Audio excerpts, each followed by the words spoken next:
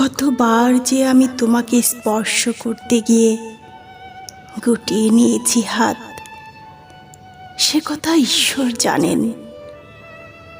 তোমাকে ভালোবাসার কথা বলতে গিয়েও কতবার যে আমি সে কথা বলিনি, সে কথা আমার ঈশ্বর জানেন।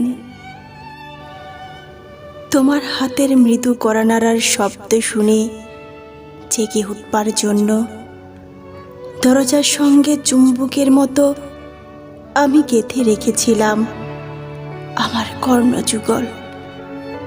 তুমি এসে আমাকে ডেকে বলবে, এই উঠো, আমি আমি আর আমি একই শুনলাম। এমত উল্লাসে নিজেকে নিক্ষেপ করব তোমার উদ্দেশ্যে। কতবার যেরকম একটি দৃশ্যের কথা আমি মনে মনে কল্পনা করেছি, সে কথা আমার ঈশ্বর জানেন। আমার চুল পেকেছে তোমার জন্য, আমার গায়ে জ্বর এসেছে তোমার জন্য। আমার ঈশ্বর জানেন আমার মৃত্যু হবে তোমার জন্য।